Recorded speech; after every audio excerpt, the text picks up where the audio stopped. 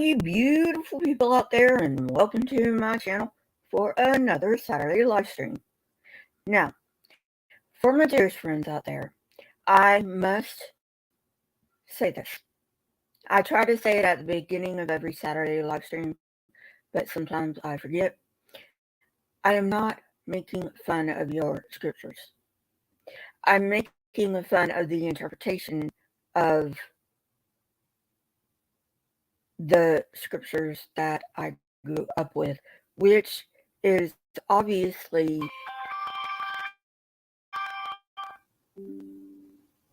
about that, which is obviously not the real meaning of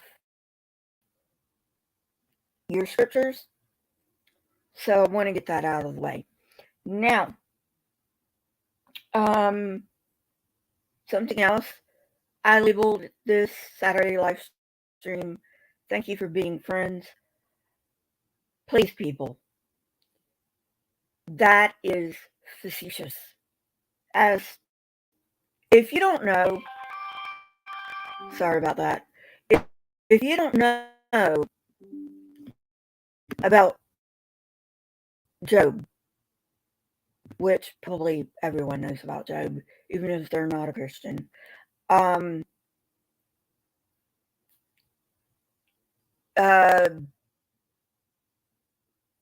will know that these aren't really friends. Job needs some better friends. Yeah, tell me about it. So anyway, it's facetious. Please don't say anything in the comments. I know they're not really friends of Job's. So, with all that being said, and without further ado, let us continue. Let me share my screen so you know I'm not making any of this shit up.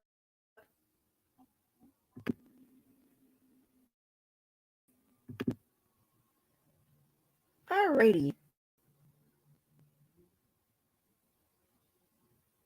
So, evidently I have the KJV pulled up here. KJV. Actually, I don't like any of the Bible translations, but, you know,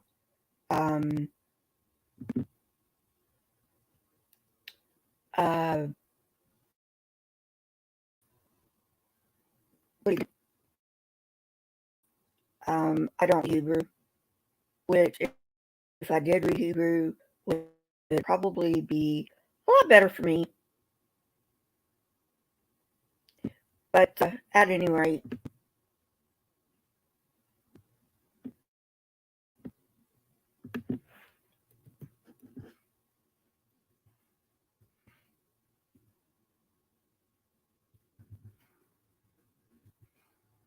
now let me get this pulled up in NIV.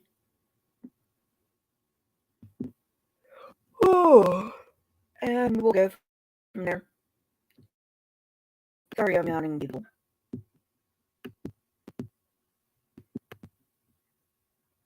Alright.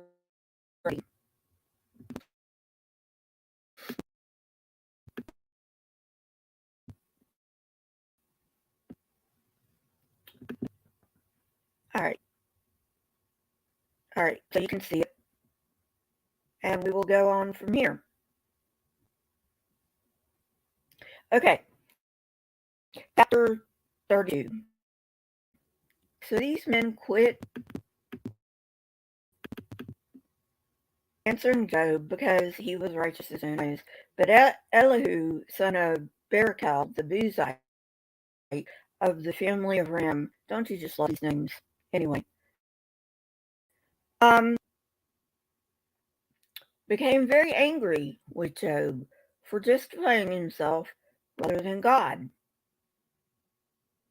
He was also angry with the three friends because they had found no way to refute Job and yet had condemned him. Now, Elihu waited before speaking to Job because they were older than he. But when he saw that the three men had nothing more to say, his anger was aroused. Okay, so let me just get this straight.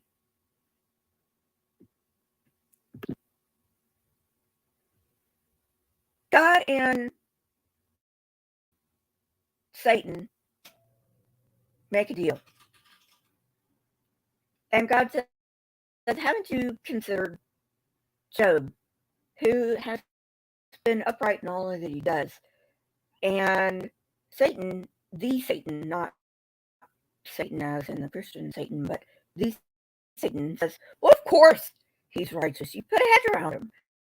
So God says, okay, you can do whatever you want, but you can't touch him. So the Satan goes and does everything he can without touching Job's body. And so the Satan goes back to God, and God says, see, I told you. He said, yeah, but let me touch his body, and then he'll curse you. So God said, okay, go ahead and do it. And so the Satan does that, and Job is still not, you know, cursing God. And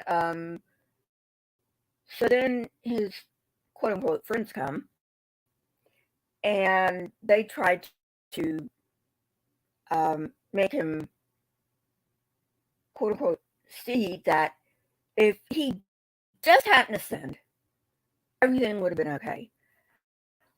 Ugh. I don't even know where to start with this. We've been over it, so I'm pretty sure I've addressed it before. All right. So anyway, um, and then at the end of all this, when Job's family has been taken away, when his wealth has been taken away, when his health has been taken away, his so-called friends come up to him and say, come on, Job. The least you can do is say, hey, I've sinned against God and I want to make it right, and everything will be hunky-dory from there. Ugh.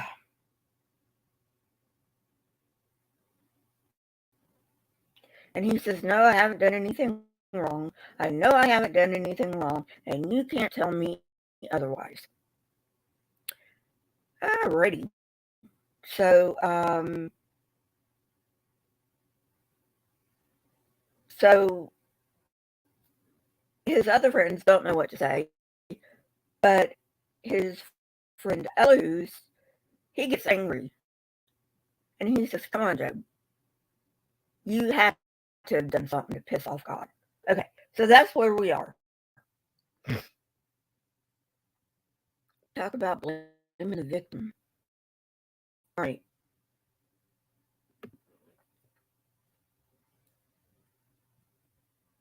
Verse 6. So Elihu, son of Barakah, Buzite, said, I am young in years, and you are old. That is why I was fearful, not daring to tell you what I know. I thought age should speak, advanced years should teach wisdom, but it is the spirit in a person, the breath of the Almighty, that gives them understanding.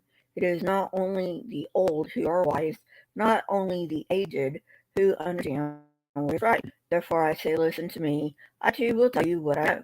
I waited while you spoke. I listened to your reasoning. While you were searching for words, I gave you my full attention.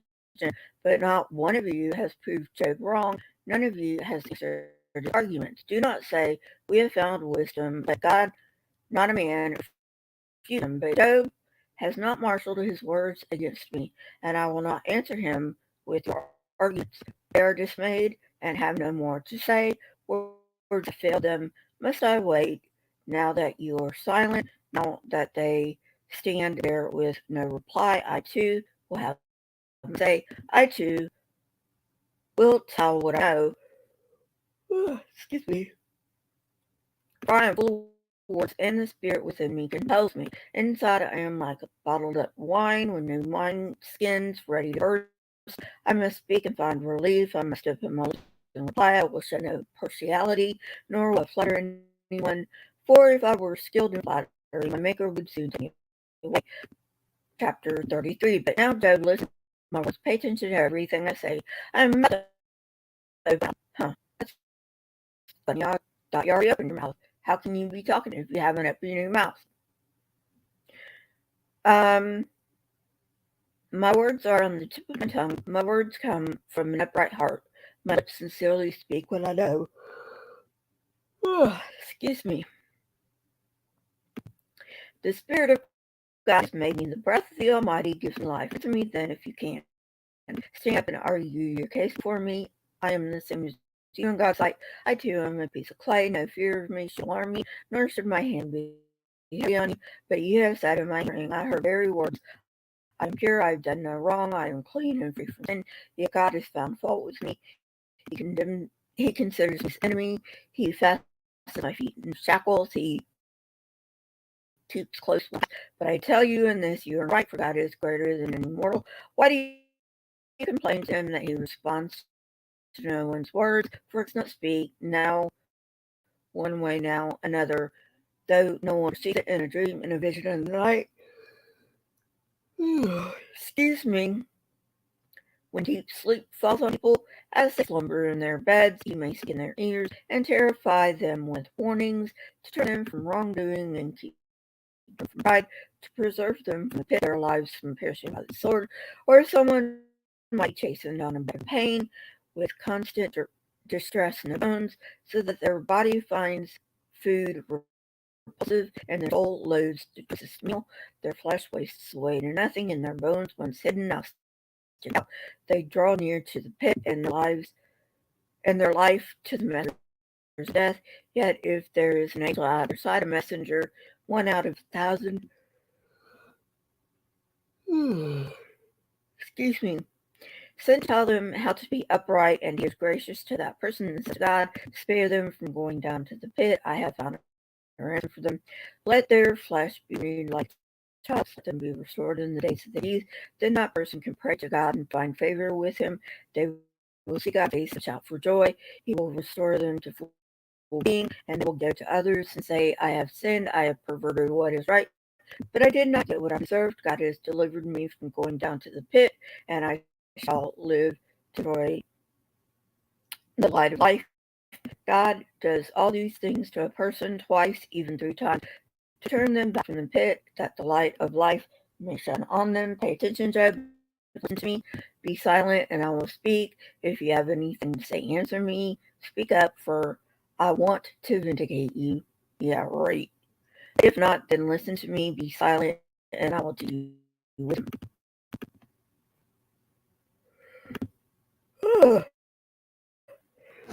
Okay.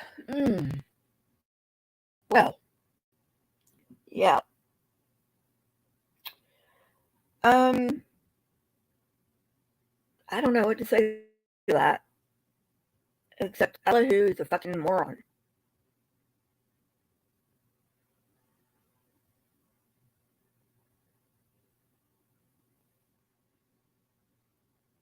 Um,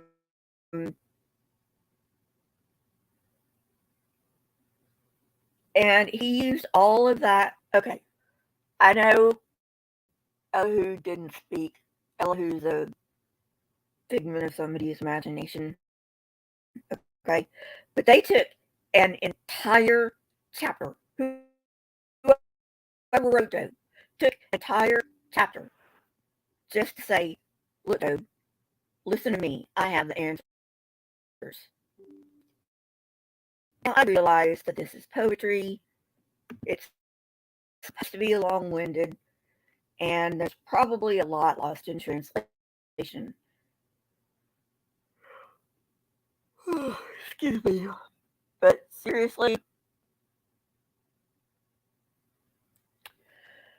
I don't even know how to start with this.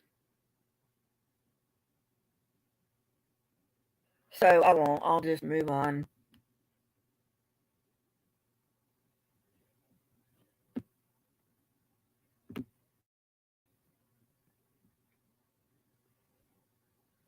Then Elihu said, Hear my words, you wise men. Guess he's talking to Job and the three older men. Listen to me, you men of learning, for the ear tastes words as the tongue tastes food. Bit tautological, but okay. Let us discern for ourselves what is right. Let us learn together what is good. Job says, I am innocent, but God denies justice. Although I am right, I am considered a liar. Although I am guiltless, his arrow inflicts an incurable wound. Is there anyone like Job who drinks scorn like water? He keeps company with evildoers. He associates with the wicked, for he says there is no profit in trying to please God. Uh, okay. Don't know where he got that from, but okay. Verse 10. So listen to me, you men of understanding. Far be it from God to do evil. That's debatable, at the very least. From the Almighty to do wrong. He repays everyone for what they have done. He brings on them what their conduct deserves. It is unthinkable that God would do wrong, that the Almighty would pervert justice, who appointed him over the earth, who put him in charge of the whole if it were his intention, and he withdrew his breath, all humanity would perish together, and mankind will return to the dust. If you have understanding of this, listen to what I say. Can someone who makes justice govern? Will you condemn the just and mighty one? Is he not the one who says to the kings, you are worthless, and to nobles, you are wicked? You who shows no partiality to princes, and does not favor the rich over the poor, for they are the work of his hands. They die in an instant, in the middle of the night. The people are shaken, and they pass away. The mighty are removed without human hand. His eyes are the ways of the mortals. He sees their every step. There is no deep shadow, no utter darkness where evildoers can hide. God has no need to examine people further, that they should come before him for judgment. Really? So, why is everybody going to stand before God at the last day if there's no need for final judgment? All right, moving on.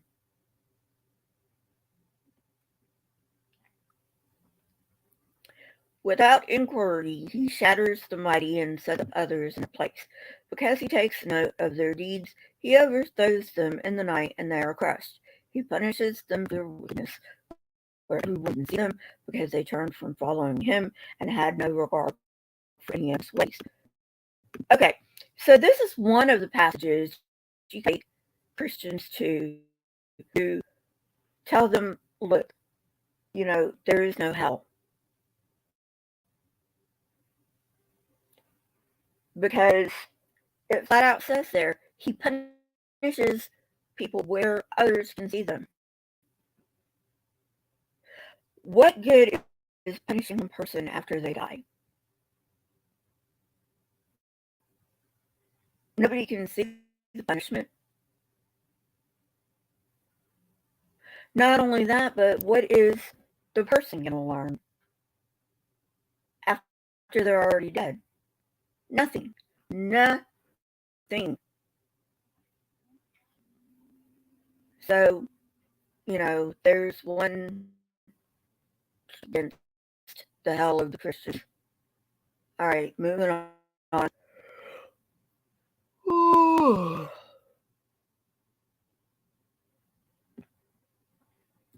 Verse 27, because they turned from following him and had no regard for any of his ways, they caused the cry of the poor to come before him, so that he heard the cry of the needy, but he remained silent. Who can condemn him? If he hides his face, who can see him? Yet he is over individual and nation alike, to keep godless from ruling, from laying snares with people. Suppose someone says to God, I am guilty, but will offend no more. Teach me what I cannot see. If I have done wrong, I will not do so again. Should God not then reward you on your terms when you refuse to repent? You must decide, not I. So tell me what you know. Men of understanding, declare, wise men who hear me, say to me, Job speaks without knowledge, his words lack insight. Oh, that Job might be tested to the utmost for answering like a wicked man. to his sin he adds rebellion. Scornfully he claps his hands among us and multiplies his words against God. Oh boy.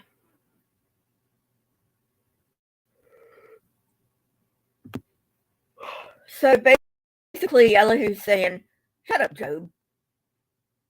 You know you've done wrong. We know you've done wrong. Just say you've done wrong and be through with it. You know? All right. Chapter 35.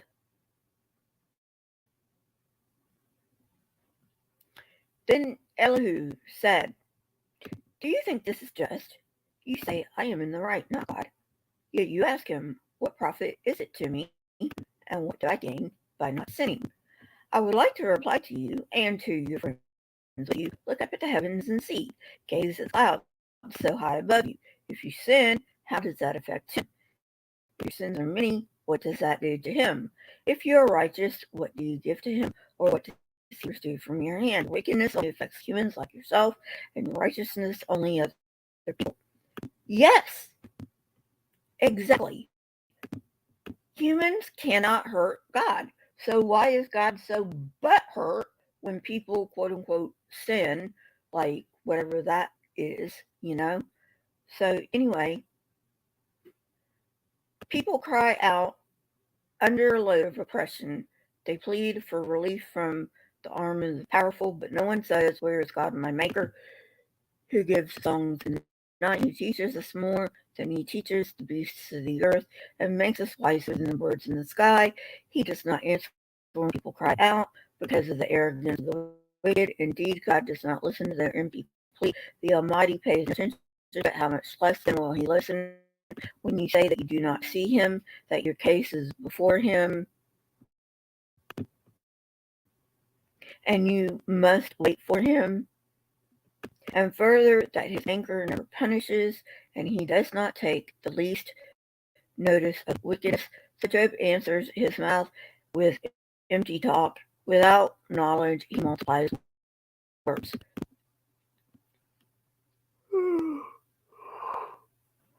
So basically, Elihu's are saying here, shut up, Job. You don't know what you're talking about. Whole chapter, just shut up, Job. You don't know what you're talking about. And like I said, I know this is poetry, and there's probably something I'm missing because this is in the original Hebrew, but still, you know.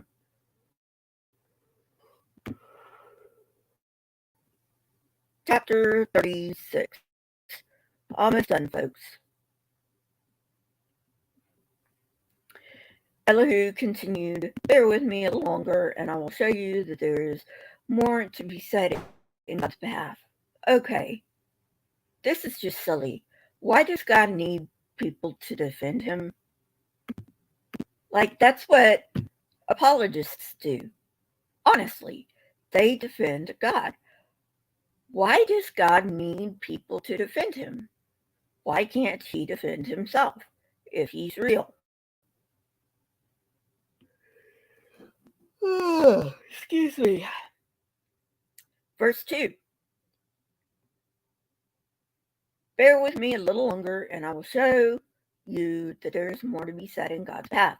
I get my knowledge from afar. I will ascribe justice to my Maker. Be assured that my words are not false. One who has perfect knowledge is with you. God is mighty, but despises no one.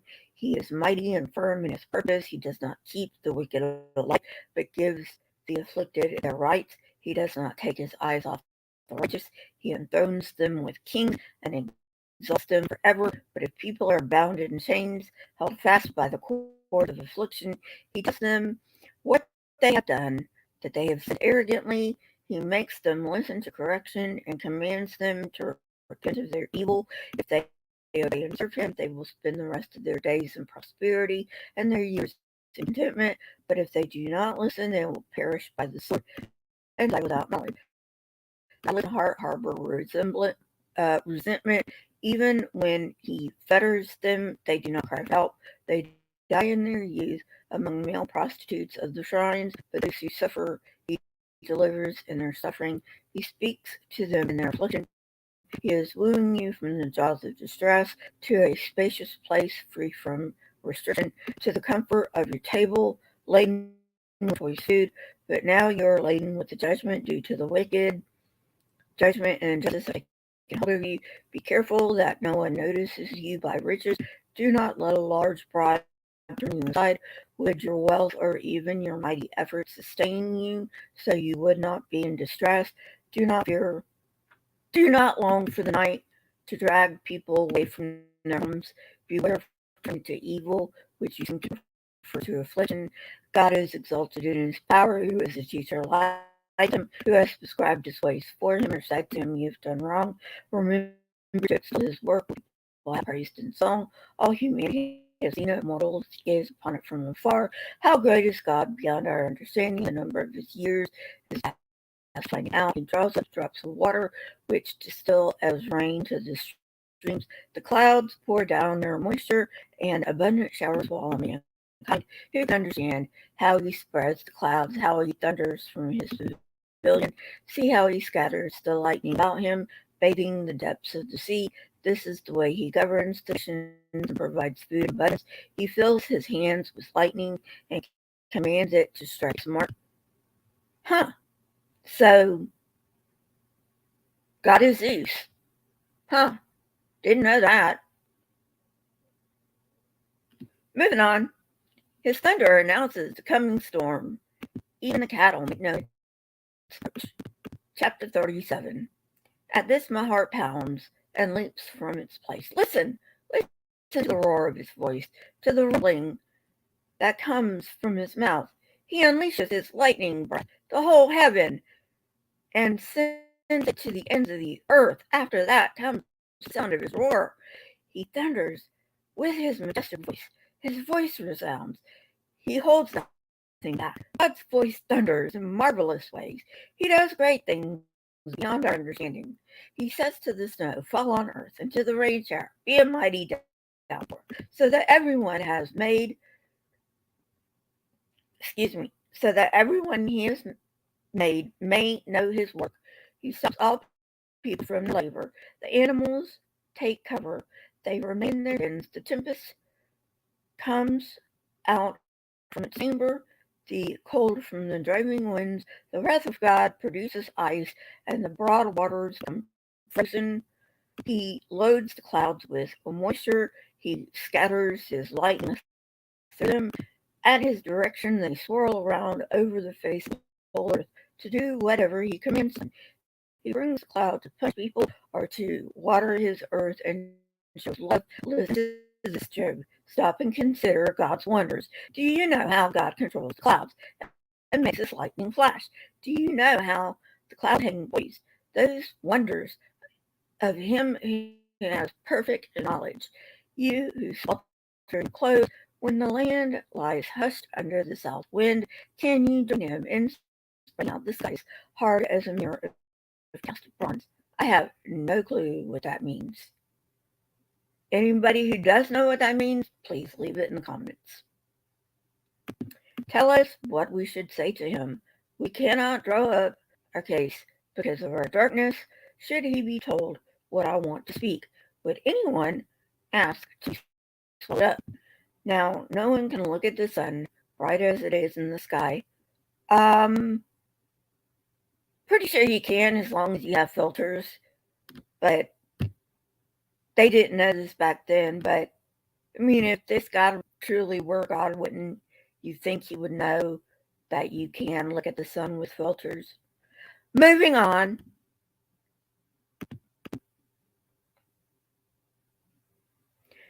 Verse 21. Now no one can look at the sun, bright as it is in the skies, after the wind has swept them clean. Out of the north he comes in golden splendor. God comes in awesome majesty. The Almighty is beyond reach and exalted in power. In his justice and great righteousness, he does not oppress. Sure. Therefore, people revere him, for does he not have regard for all the wives in heart? All right.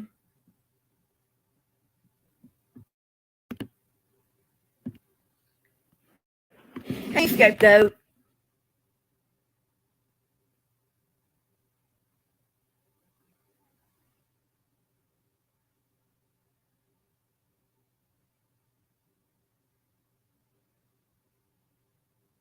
Oh, I'm sorry, my audio's choppy. Anyway, so yeah, that's it. Jesus fucking Christ.